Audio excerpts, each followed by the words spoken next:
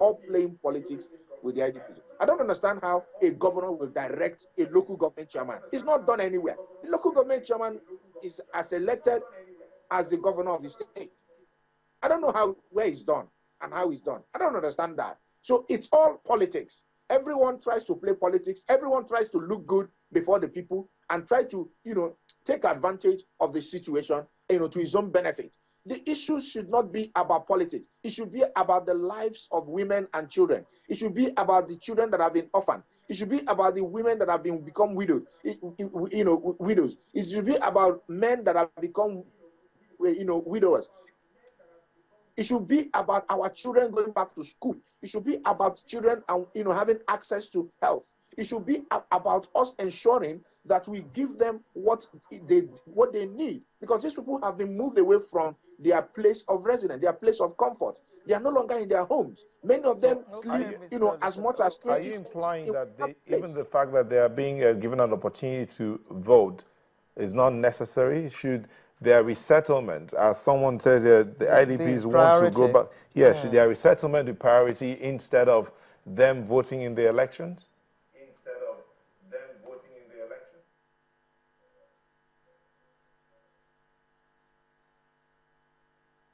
Voting is their right, sir. We cannot deny them their right. Voting is their right. Let no one deceive anyone here. It's not a privilege. The IDPs are Nigerians. They did not become IDPs by their own making. They didn't wake up and say they want to become IDPs and turn themselves to be IDPs. Something forced them to become IDPs. What we are talking about is that they have rights, and those rights must be given to them, not as a matter of privilege or as a matter of someone trying to say that he's trying to help. It's not a matter of help. These IDPs are Nigerians with their full rights. They are not refugees. So what I'm trying to say, in essence, is that the IDPs are being treated as if they are refugees. They are not refugees. They are displaced people living in their own country. They have full complement of the rights of every other and any other citizen within Nigeria. So when we talk about IDPs, they are two different. IDPs and refugees are not the same. They are not the same at all. Voting is their right. As much as we're talking about them voting, we must also take into cognizance the fact that taking them, they're going to vote within the camps, or because INEC has said that for them prior now, INEC conclusion was that the voting for the IDPs to vote, they will have to vote within the camps. So what has happened is that those that are not in the camp cannot vote. So they've been disenfranchised.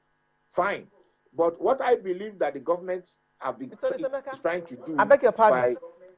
Yes. I beg your pardon, Mr. Desemeka.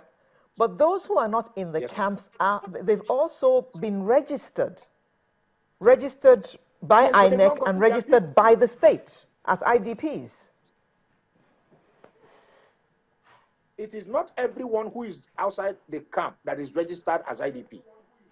That's where the problem is. That's what I'm saying, that because we are trying to draw a line between the IDPs, we're trying to define IDPs by those living in government camp. That's what that's what is going on. The people who are not in the camp, who form the larger percentage of the internally displaced persons, are not recognized, if I can use that word. They are considered to be people who can take care of themselves.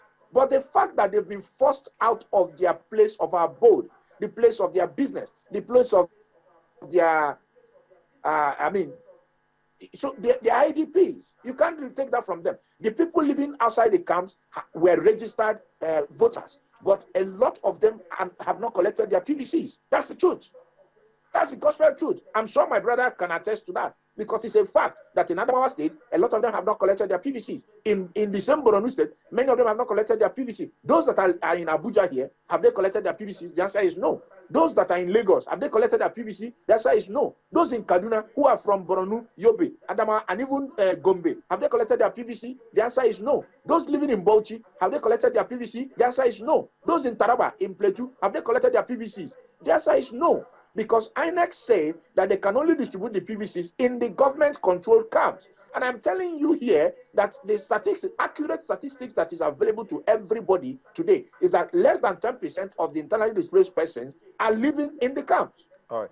So, Mr. Desemeka, are their rights being given to them? Let's bring in Mr. Gozal here. Let him respond to this. Yeah, first of all, I want to thank Mr. Emeka, even though he went a bit emotional. I think, you see, when you talk about the issue of bringing politics in the management of IDPs, particularly as it concerns Borno state government, we feel insulted. The reason why we feel insulted is because we have been dealing with this issue in the last 4 years. As an expert who is trying to give some sort of voluntary service that is really appreciated, you are probably coming in now. This is an issue we have been dealing with. We have we have reached a situation where virtually everybody deserts Borno State, except for those of us who have nowhere to run to, that we work with the government or we live in the state, we have nowhere to run to.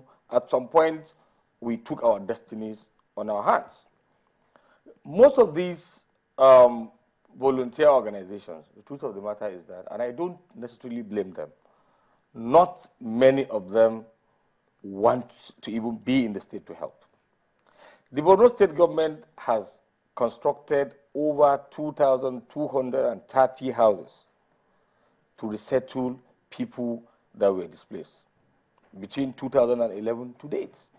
Many of these communities that you see that have been occupied today, Monguno, that was taken over by Boko Haram 3 weeks ago before it was retaken back by the military. There was a village in Monguno that was once completely wiped out by the Boko Haram. It's called Yo-Yo Village. The state government had to rebuild it.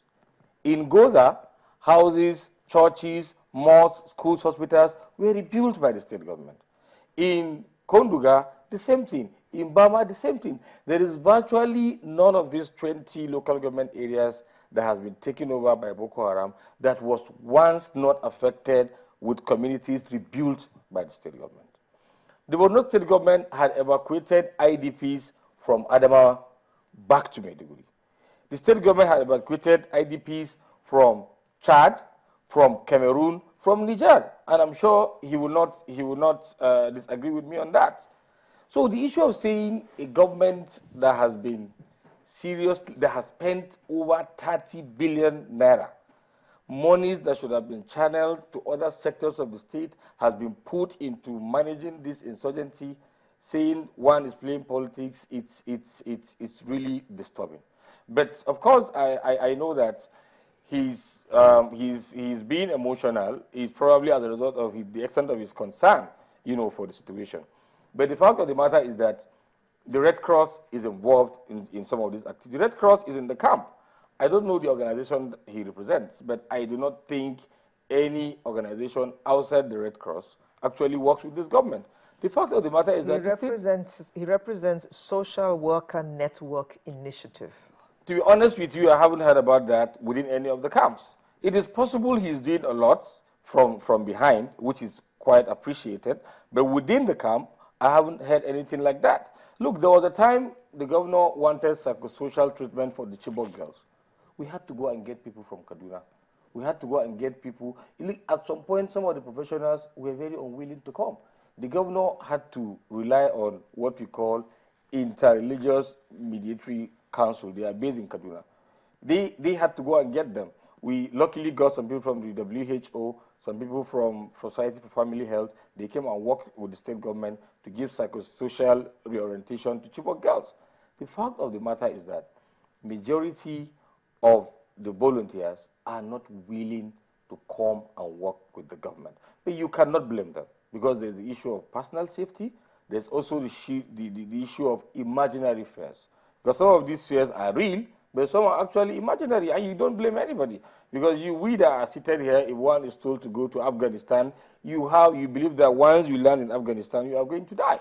The same thing people think about Borno State, even though the situation is actually not like that. Particularly we need to manage our time because we're running out of time. Now, quickly, to your mind, are IDPs, especially in Borno State, going to be able to vote in the elections of the 28th of March and 11th of April? They should be able to vote because, like I told you, these people, like he said, did not send themselves out of their houses.